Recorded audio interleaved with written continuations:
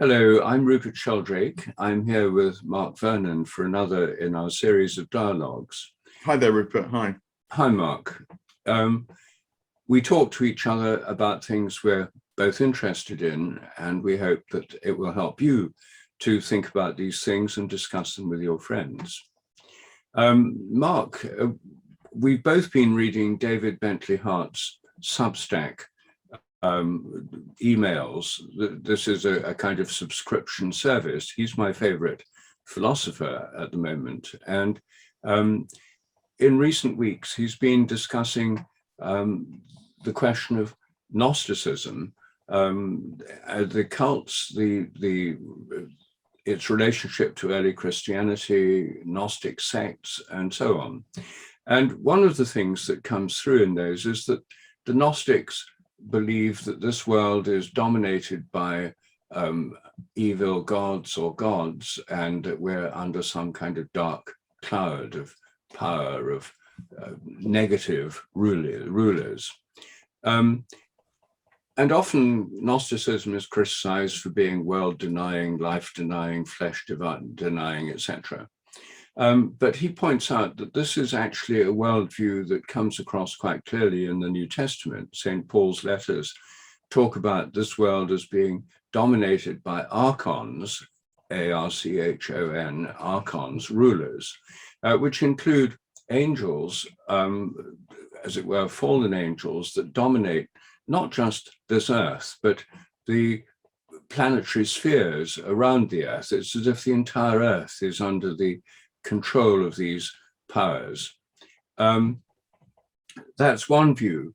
Then there's also the view that the rulers are the actual rulers of this world, in his case, the Roman Empire, or negative forces or archetypes, we could put in modern words. And one that strikes me as being an obvious ruler of the world, not seeing the entire universe as fallen or the entire solar system as fallen, but merely human society as fallen, is mammon, the worship of money, the power of money. Mammon is one of the fallen angels. Milton describes him in Paradise Lost. And he's obsessed with gold and money and the power of money. And it's pretty clear that the whole world we live in is dominated by mammon. And Donald Trump always struck me as being a perfect representative of mammon, obsessed with wealth, gold, and money. And we're all under the power of this force. And in a recent article, David Bentley Hart also said that we're dominated by the image of the machine.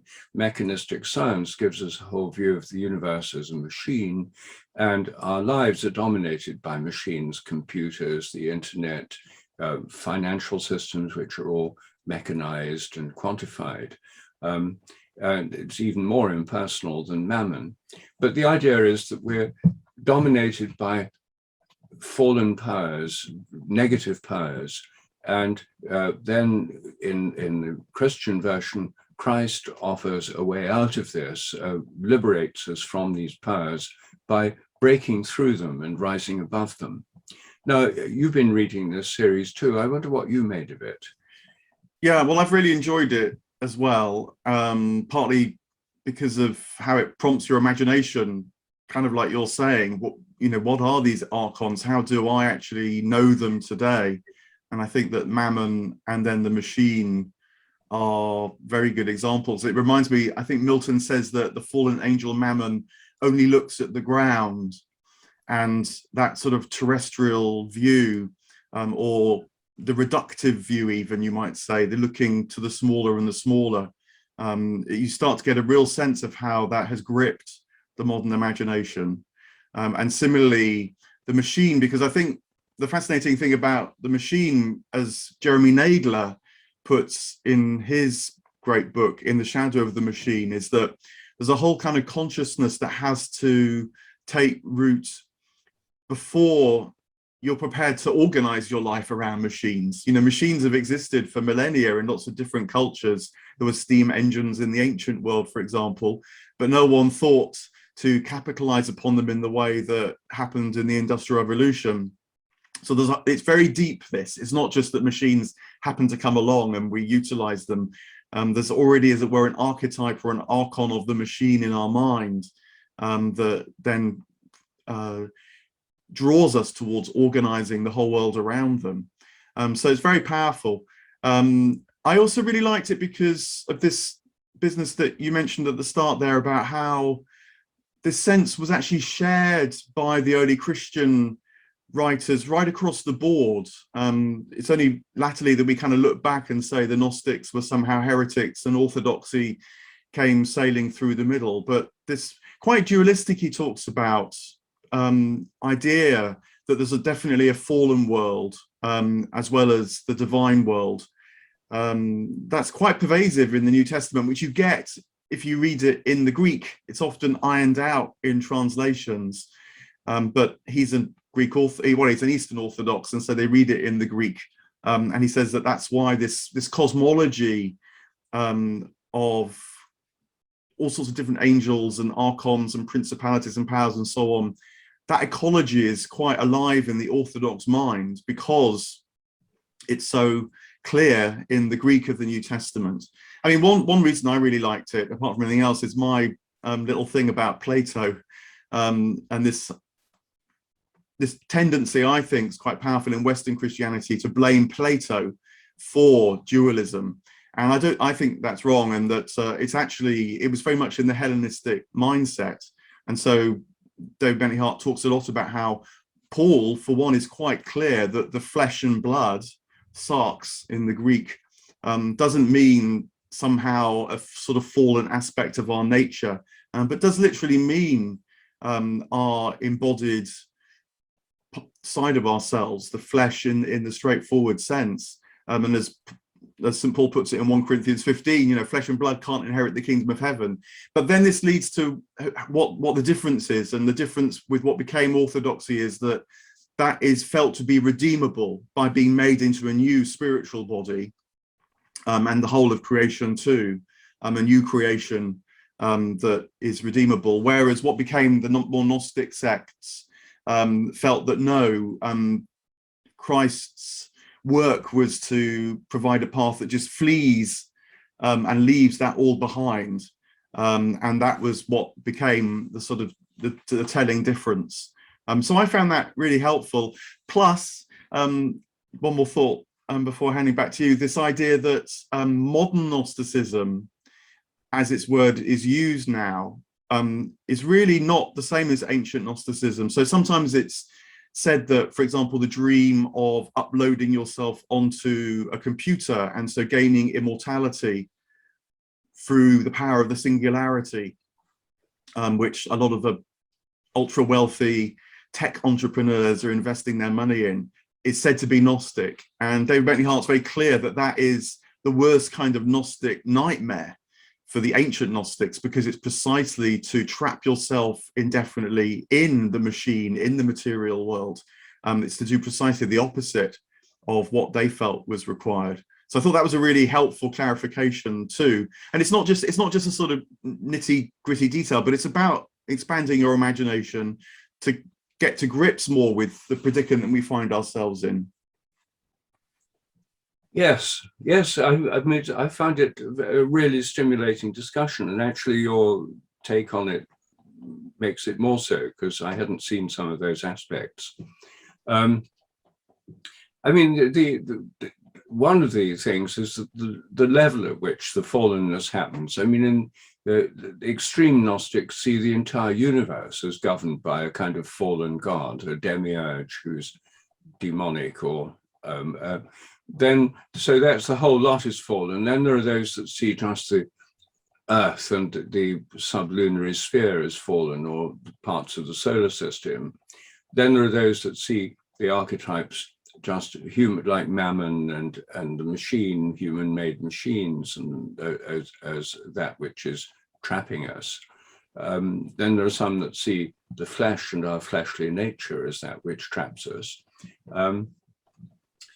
So, I mean, it's obvious to everybody there's a lot wrong with the world. So I suppose theories of why things have gone wrong, every culture and every mythology has to have, because it's clear that the ruling powers and now and then are not entirely beneficent. They're self-interested, and especially the ultra-rich, and as we read about every day in the newspapers now. So I suppose one of the things is the questions it raises is precisely how the saving power of Christ or the saving power of anything can liberate us from this.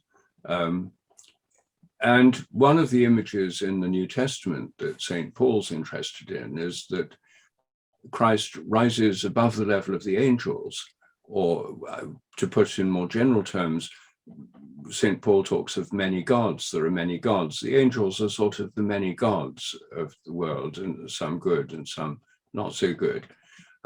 But the idea is that Christ rises to a level above all the angels and is therefore able to subjugate them, not just providing a kind of escape route for us, but actually a transformation of the powers of the world.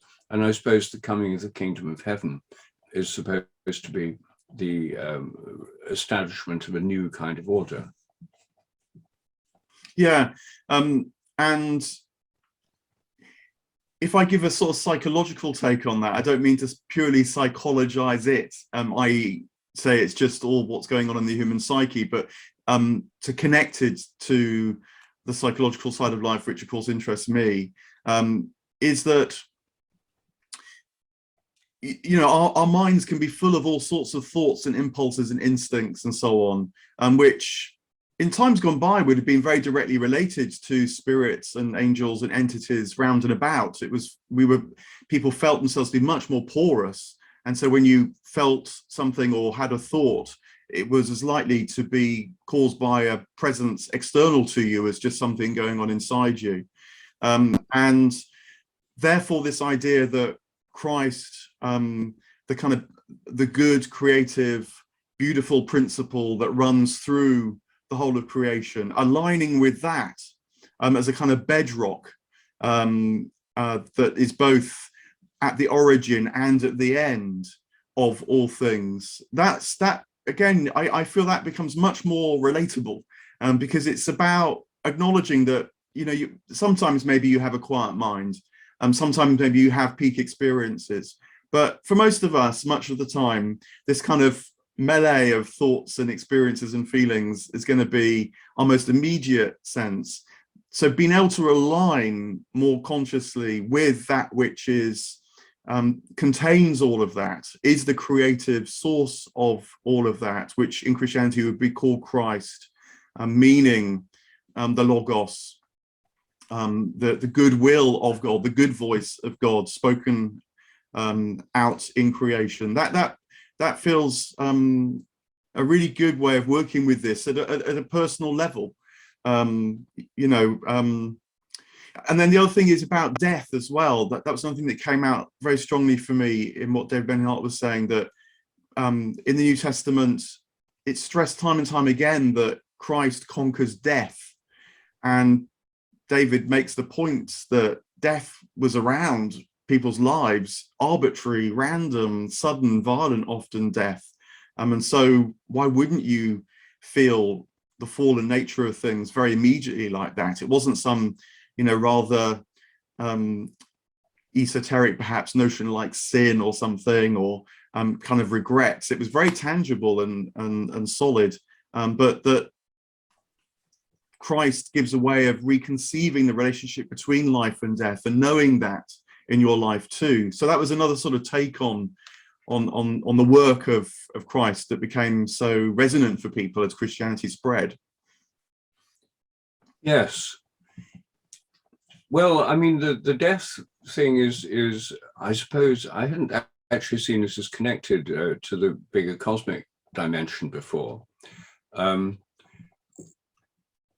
I mean, the death thing is more immediate in the sense that it seems that the belief is that through the death and resurrection of Christ, he's opened a way through which the rest of us, through following his example and path, can survive in a different way. I mean, it's taken for granted that people survive in some form survive bodily death in Hades or in Sheol or in a kind of shadowy realm, an underground realm. Christ's overcoming death is actually cosmicized, isn't it? Because he ascends into the heavens, and there's a great deal about ascending into the heavens. And I suppose this echoes Egyptian views that the pharaohs after death went on a kind of celestial journey. The pyramids and all that technology of death and tombs and mummification and so on in Egypt was about them going on this after death journey to the heavens, something that they were headed for the belt of Orion or the dog star Sirius, that there were actual celestial destinations. And so the death and resurrection of Jesus and his ascension into heaven, it says in the creed, he ascended into heaven, meaning the sky, does give this kind of cosmic dimension to this. It's not just a personal afterlife, it's connecting with the entire cosmos. And I suppose that this relates to the idea that the whole of creation comes forth from the one God, and that there is this unification that's possible that brings things together in Christ through his resurrection. And that this is, so it's both resurrection, life after death, but in a way that takes us way beyond this worldly realm. I mean, going into the heavens and the state of being in the life after death must go beyond a mere kind of purgatory type reliving of scenes from this life, and it must involve going into a completely different state of consciousness, which is much more cosmic. I suppose that's implicit in the New Testament. I'm not sure. What do you think? Yeah, well, these words like ascending, I think, are so fascinating. I remember once hearing a sermon, I think it was, where the preacher made the remark that the account of the ascension in Luke doesn't actually necessarily imply he went up, but that he went into more.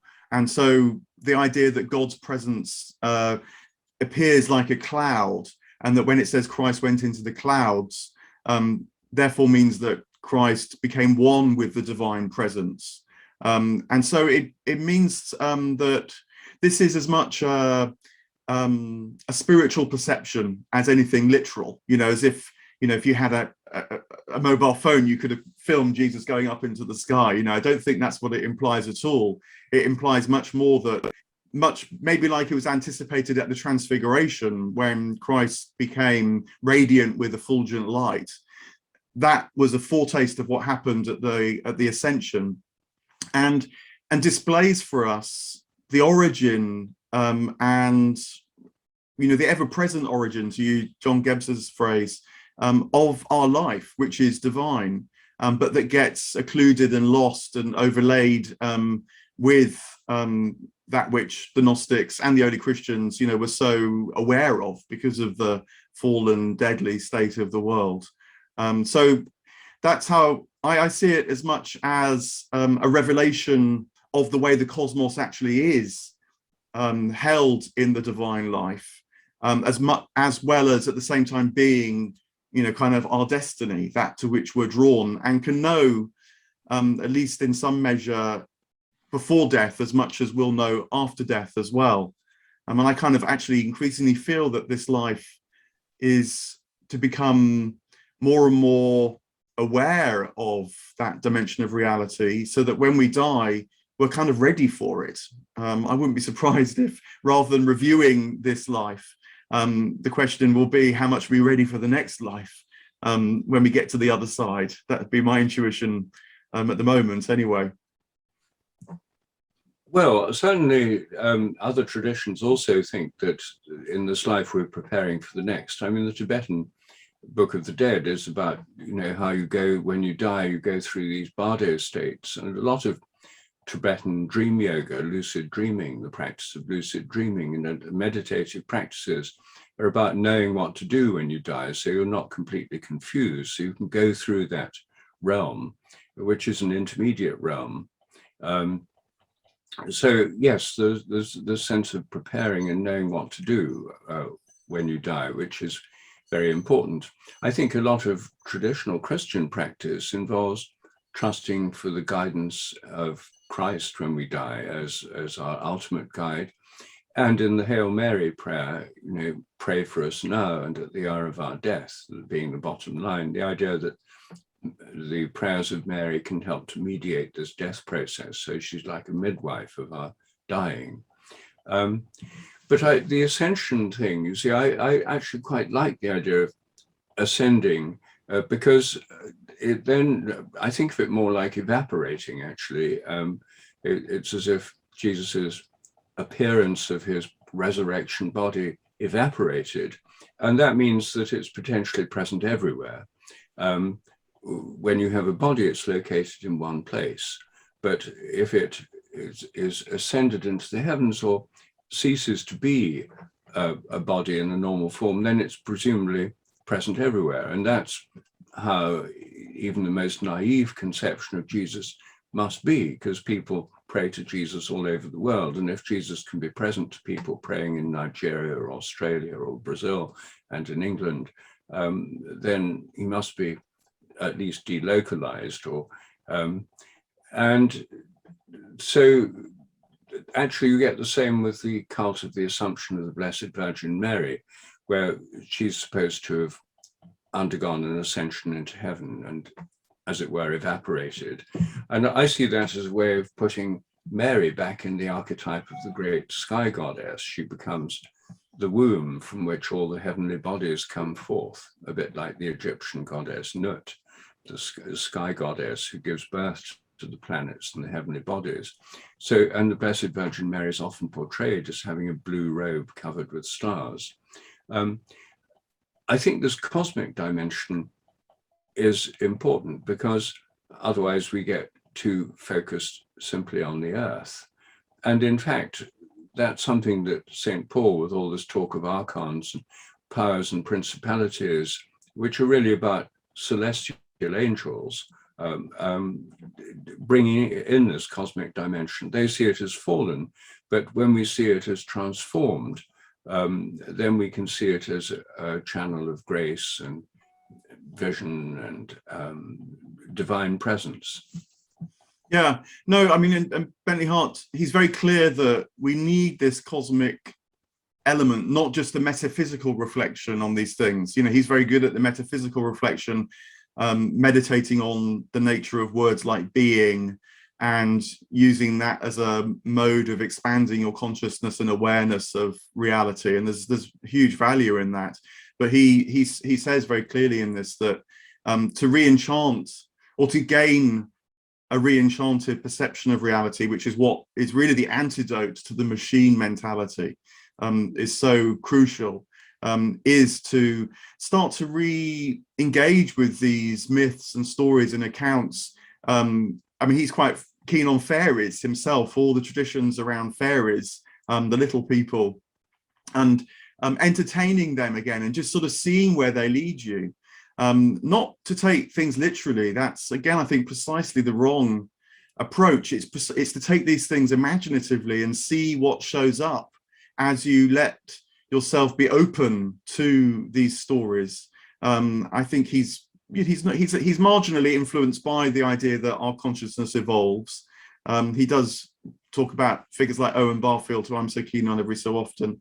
And so the idea that we need to move into a new consciousness that's a revivification of the old consciousness, I think is one that he would buy, and that the Romantic movement, broadly conceived, is crucial there. He ends, I think, the last of his essays on Gnosticism by saying we need a kind of new Romanticism, and that's why the Gnostic impulse now does make sense. If it's wrong to call the person who wants to upload themselves onto a machine Gnostic, there is something true about the Gnostic impulse now, which is this sense of feeling trapped and yearning, longing for a kind of escape. I think he argues that that's going to become more and more powerful, actually, the more people become aware that mammon and the machine have gripped us.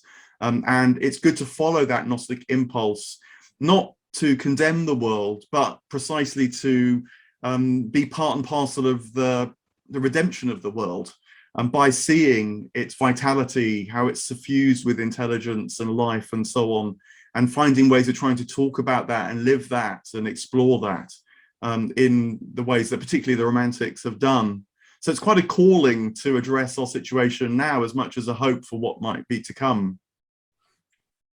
Yes, that puts it really well, Mark. I think one of the things that traps us is not just the machines that actually do dominate our lives, but the idea of the machine, the idea that we're machines. In other words, the mechanistic philosophy of nature, which has dominated science since the 17th century and is still the basis of the official worldview of educated people. The idea that our minds are just machines, that our brains are computers, that our whole conscious being is trapped inside our bodies. All of these things he's talking about, the sense of living nature, our connection with it, the other beings, like his interest in the little people and so on. This more living world he's talking about, we can only enter it when we realize that our consciousness isn't trapped inside our skulls, that we're not confined to the limits imposed on our being by this machine philosophy of nature. Because if you take it seriously, it means your whole consciousness is just inside your head. And you may still be able to have archetypes and psychological patterns, but they're nothing but activities of the brain inside the head. They don't correspond to anything out there. They only correspond to things inside other people's heads. And so part of what he's doing, I think, is helping to liberate us from this very narrow view of ourselves and our conscious life that we've been imbued with by a mechanistic education. And I think a great deal about the modern world is escaping from that view. It's just that he goes further and thinks in terms of a bigger picture than most other philosophers, which is one of the reasons I find him so interesting. Yeah, and again, I imagine that's quite heavily influenced by Eastern Orthodoxy. And for example, the liturgy, I think much more explicitly has this cosmic element in Eastern Orthodoxy. I mean, if you just go into an Orthodox church and see all the icons, you immediately feel like you're in a cosmological representation of things with all the gold and the light and the faces and the figures and angels as well as saints and so on. So rather than just it being about me and my redemption, it is about a whole story. Which, of course, he's very clear is ultimately a good story. It's a comedy, not a tragedy, the cosmic story, because he's also argued very clearly that all will be saved. He thinks that's very clearly the Christian image. So the question is not whether, but how. And whilst it can be very distressing to wonder about the how, it's also very fascinating and gives a lot of meaning and purpose, I think, to life when you, as you say, allow your mind to expand and not just be trapped by the machine mentality. Very good, Mark. Well, thank you for these reflections. I think time's up, and but that certainly makes it easier for me to assimilate what I've been reading about and thinking about in the last few weeks. And I hope we'll carry this further when we look at the great cosmological picture that you present through your work on Dante's Divine Comedy, which I'm reading at the moment and which I'm much looking forward to discussing with you in one of our future discussions. Yeah, well, thanks. I'd be very happy to talk about that, of course. And just to say, we'll put the links to David Bentley Hart's discussions of Gnosticism in the notes below, so do have a read of them. There's a lot of fascinating detail as well as getting a direct feel for what he's saying, which is immensely valuable. So thanks, Rupert. Yeah. Thank you, Mark.